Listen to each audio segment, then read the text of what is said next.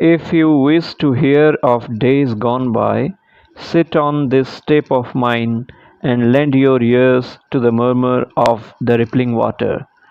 The month of Aswin was about to begin. The river was in full blood. Only four of my steps peeped above the surface. The water had crept up to the low-lying parts of the bank, where the kachu plant grew dense beneath the branches of the mango grove. At that bend of the river, three old brick heaps towered above the water around them. The fishing boats, moored to the trunks of the babla trees on the bank, rocked on the heaving flow tide at dawn. The path of tall grasses on the sandbank had cut the newly risen sun. They had just begun to flower and were not yet in full bloom. The little boats puffed out their tiny sails on the sunlit river. The Brahmin priest had come to bathe with ritual vessels. The women arrived in twos and threes to draw water. I knew this was the time of Kusum's coming to the bathing stairs. But that morning I missed her. Bhuban and Swarno moaned at the ghat. They said that their friend had been led away to her husband's house, which was a place far away from the river, with strange people, strange houses, and strange roads. In time, she almost faded out of my mind. A year passed. The women at the ghat now rarely talked of Kusum. But one evening I was startled by the touch of the long familiar feet. Ah, yes, but those feet were now without anklets. They had lost their old music. Kusum had become a widow. They said that her husband had worked in some far off place and that she had met him only once or twice. A letter brought her the news of his death.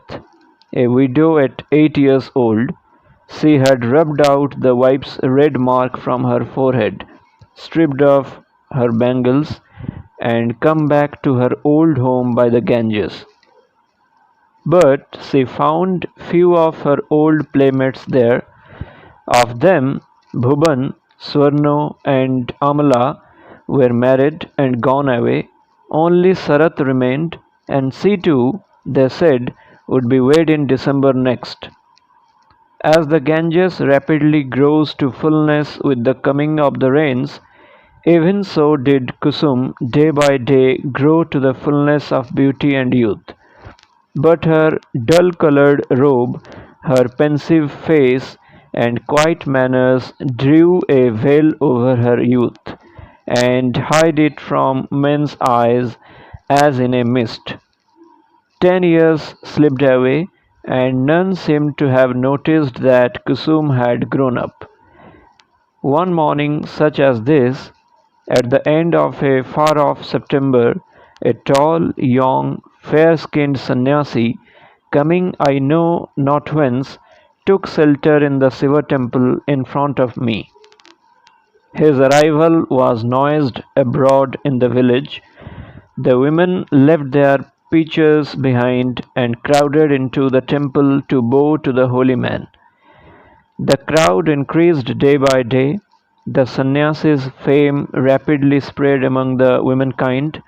One day he would recite the Bhagavat, another day he would expound the Gita or hold forth open a holy book in the temple. Some sought him for counsel, some for spells, some for medicines. So months passed away. In April, at the time of the solar eclipse, vast crowds came here to bathe in the Ganges. A fair was held under the babla tree. Many of the pilgrims went to visit the sannyasi, and among them were a party of women from the village where Kusum had been married. It was morning. The sannyasi was counting his beads on my steps when all of a sudden one of the women pilgrims nudged another and said, "Why, he is our Kusum's husband." Another parted her veil a little in the middle with two fingers and cried out, "Oh dear me, so it is. He is the younger son of the Chatterjee family of our village," said a third, who made little parade of her veil. "Ah, he has got exactly the same nose and eyes." Yet another woman, without turning to the sannyasi, stirred the water with her pitcher and sighed, "Alas, that young man is no more. He will not come back. Bad luck to Kusum." But objected one, "He had not such a big bird." And another, "He was not so thin," or "He was most probably not so tall." That settled the question for the time, and the matter spread no further. One evening, as the full moon arose, Kusum came and sat upon my last step above the water and cast her shadow upon me. There was no other at the ghat just then. The crickets were chirping about me. The din of brass gongs and bells had ceased in the temple. The last wave of sound grew fainter and fainter until it merged like the shade of a sound in the dim groves of the farther bank. On the dark water of the Ganges lay a line of glistening moonlight. On the bank above, in bush and hedge, under the porch of the temple, in the base of ruined houses, by the side of the tank, in the palm grove, gathered shadows of fantastic shape. The bats swung from the chatim boughs. Near the houses, the loud clamor of the jackals rose and sank into silence. Slowly, the sannyasi came out of the temple. Descending a few steps of the ghat, he saw a woman sitting alone and was about to go back when suddenly Kusum raised her head and looked behind her. The veil slipped away from her. The moonlight fell upon her face as she looked up. The owl flew away hooting over their heads. Starting at the sound, Kusum came to herself and put the veil back on her head.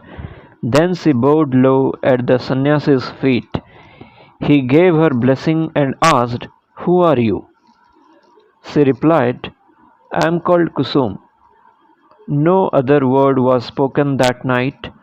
Kusum went slowly back to her house, which was hard by, but the sannyasi remained sitting on my steps for long hours that night. At last, when the moon passed from the east to the west, and the sannyasi's shadow, shifting from behind, fell in front of him, he rose up and entered the temple.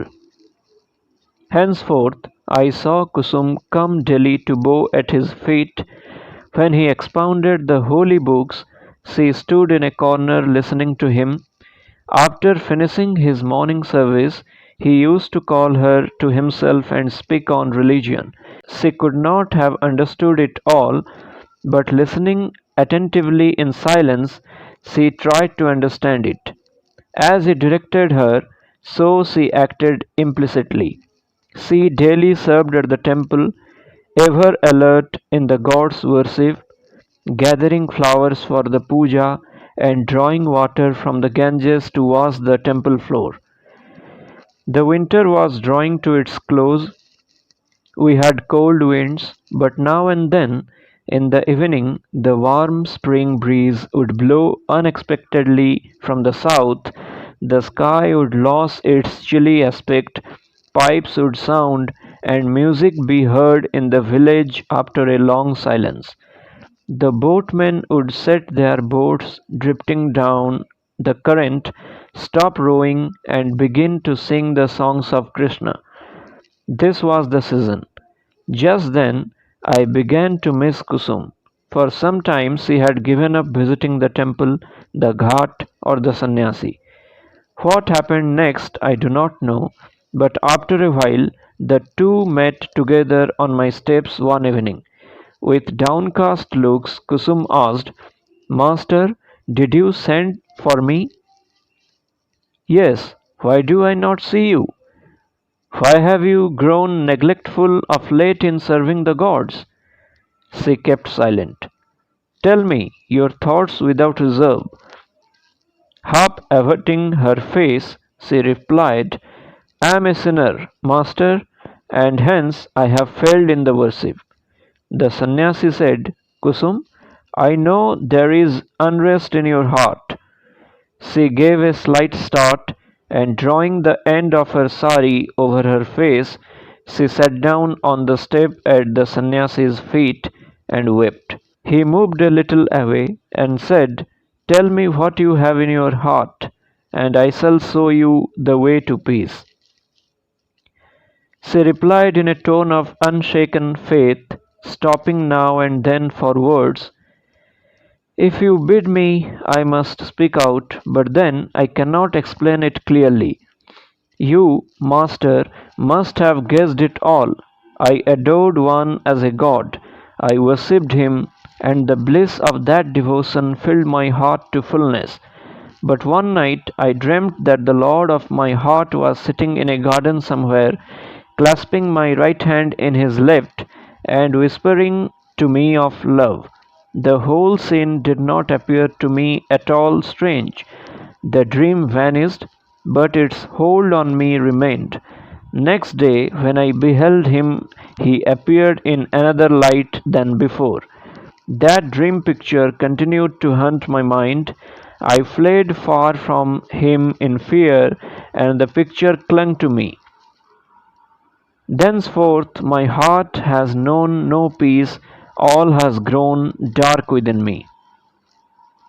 While she was wiping her tears and telling this tale, I felt that the sannyasi was firmly pressing my stone surface with his right foot. Her speech done, the sannyasi said, You must tell me whom you saw in your dream. With folded hands, she entreated, I cannot. He insisted, You must tell me who he was. Wringing her hands, she asked, Must I tell it? He replied, Yes, you must.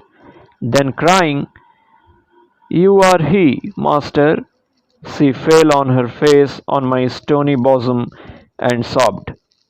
When she came to herself and sat up, the sannyasi said slowly, I am leaving this place tonight that you may not see me again. Know that I am a sannyasi, not belonging to this world. You must forget me. Kusum replied in a low voice, It will be so, master. The sannyasi said, I take my leave. Without a word more, Kusum bowed to him and placed the dust of his feet on her head. He left the place. The moon set, the night grew dark. I heard a splash in the water. The wind raved in the darkness as if it wanted to blow out all the stars of the sky.